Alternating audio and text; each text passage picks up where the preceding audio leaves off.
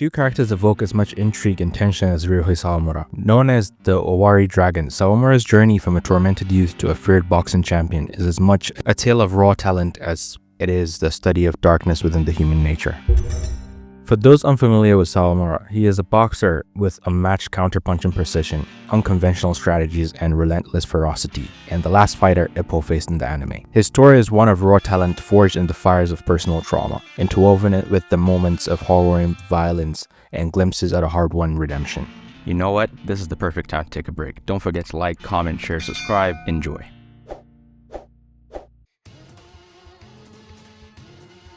Sawamura's childhood was marked by abuse from his alcoholic stepfather. This culminated in a life-changing moment when Sawamura stabbed his stepfather to protect his mother. While this act might seem justified, it revealed an unsettling side of Sawamura's psyche. Shortly after this, his mother abandoned him under the guise of seeking work, leaving him in state care. The trauma of this event shaped Sawamura's worldview, a world where survival meant embracing violence.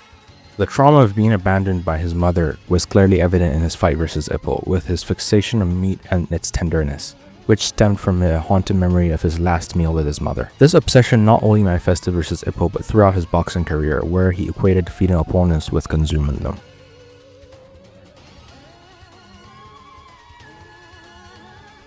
Introduced to boxing by a compassionate teacher, Sawamura found an outlet for his aggression. At the Nagoya, I'm not even going to try to pronounce that, boxing gym, he developed a fighting style that mirrored his personality, ruthless, unpredictable, and unorthodox. Despite his natural talent, Sawamura's reliance on fouls and his sadistic tendencies earned him a divisive reputation, but nonetheless climbing through the ranks until eventually facing Shimabukuro Iwao in the West Japan Rookie King tournament. While he won decisively, his appetite for bending the rules led to a disqualification in the All Rookie Japan tournament, resulting in a 1-year suspension. After Sawamura's 1-year suspension, he returned to the ring with a renewed determination, climbing the JBC ranks and securing the 3rd spot. During this time, he became a sparring partner for Takeshi Sendo, the Tiger of Naniwa. Shameless plug, we also have a video on him.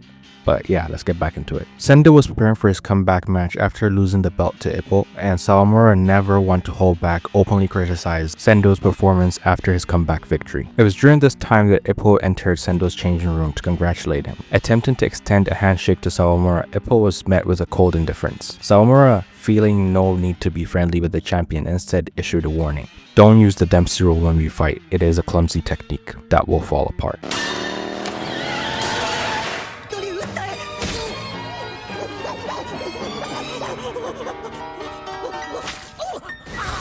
Sawamura's aggressive tendencies weren't just limited to the ring. After violently confronting a group of people for bothering him, he returned to his gym to confirm with his coach, Kare, whether the Kamogawa gym had accepted his challenge. When Kare confirmed that they had, Sawamura informed his teacher Kawabe, thanking him for introducing him to a sport where he got praised for beating people. Sawamura expressed satisfaction in his ability to defeat opponents with counters, wondering out loud what the champion would taste like. The stage was set for Ippo's 5th title defense.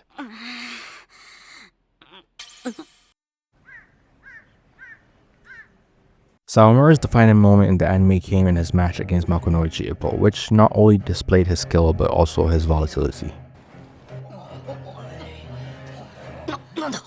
As Ippo's 5th challenger, Sawamura's counter-punching prowess and psychological warfare made him a formidable opponent. To prepare for the fight, Sawamura devised a unique training method to counter the Dempsey roll, facing away from his opponent and reacting just before being attacked. However, dissatisfied with his partner's speed, he resorted to violence, demanding a higher grade meat from his coach Karo. Sawamura's aggressive reputation made finding a sparring partner difficult, but Sendo eventually offered to help. Skeptical of Sendo's loyalty due to his friendship with Ippo, Sawamura refused to spar, but shared his strategy to counter a Dempsey roll. Their conversation reflected on their past as high school student and ended with Sawamura proposing a fight outside the ring, which Sendo declined.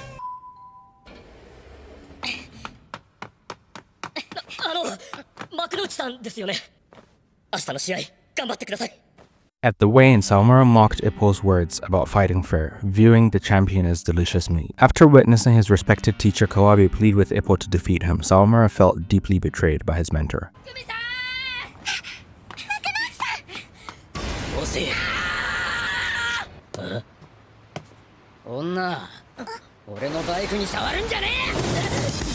Following that with an altercation with Kumi Mashiba, who we also have a video on, but yeah.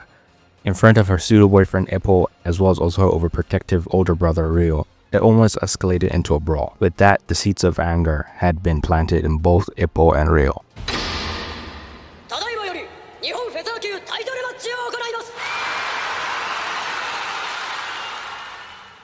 On fight day, Sawamura's sinister mindset was evident as he napped, dreaming of his mother's steak and equating it to defeating Ippo. From the opening bell, he displayed his trademark aggression and fouls, while his early rounds showed calculated counters and his signature bullets and flash. Ippo's resilience and ability to adapt turned the tide. By the final round, Sawamura's frustration and over-reliance on fouls led to his defeat by Ippo's new Dempsey roll, leaving him with both physical and emotional scars.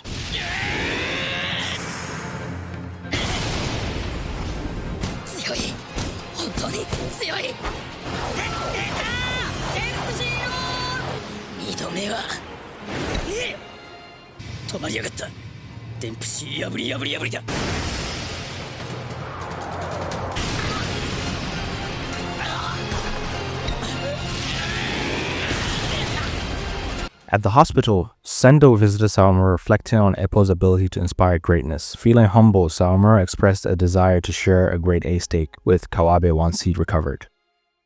Manga spoilers coming, so if you don't want to be spoiled, don't forget to like, comment, share, subscribe. And on that note,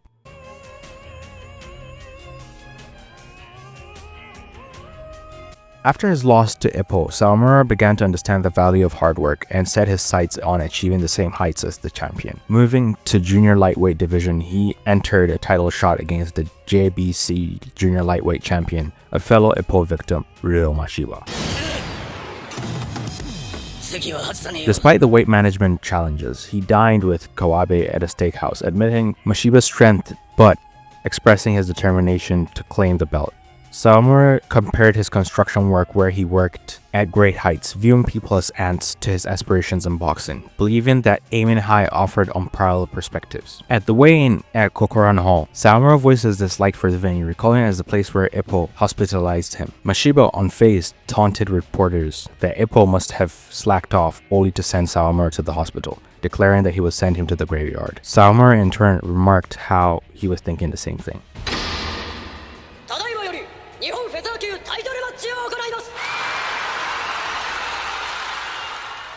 When the match began, it was an intense display of skill. Mashiba utilized his signature flicker jabs while Sawamura dodged and closed the distance. Neither landed clean hits in the first two rounds, with both fighters showcasing precision and caution. Sawamura's coach Krill advised his fighter to maintain pressure and wait for his moment, but Sawamura grew impatient in the third round, resorting to illegal blows. He landed the first direct hit with a backhand, initiating a brawl where both fighters mixed fouls with legitimate techniques. As the brawl progressed, Sawamura demonstrated his resilience and countering ability, drowning Mashiba multiple times with counters and high to low combinations. However, Mashiba retaliated with brutal tactics, including a headbutt that left Sawamura's left eye swollen shut. In the dramatic fifth round, both exchanged fierce blows, culminating in a double knockdown that embodied their shared tenacity. Despite Mashiba's aggression, the referee disqualified him for attacking after a pause, awarding Sawamura the victory and championship belt as he laid unconscious outside the ring. This grueling match epitomized Sawamura's evolution as a boxer and the determination to overcome adversity, despite the chaos that seemed to follow him. It was the perfect fitting conclusion to his great but sketchy boxing career.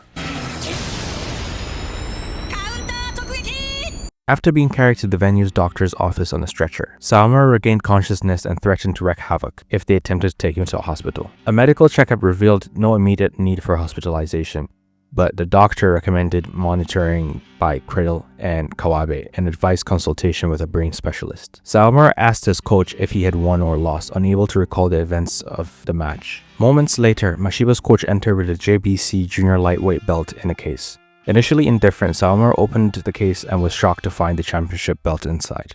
Overwhelmed, he nearly expressed his gratitude towards Kawabe and Krill, but restrained himself. Instead, he bowed at the door as he left the venue silently. Sawamura then rode his motorcycle to Nagoya, excited by the thought of finally seeing the same view that Ippo saw, before tragically being involved in a motorcycle accident.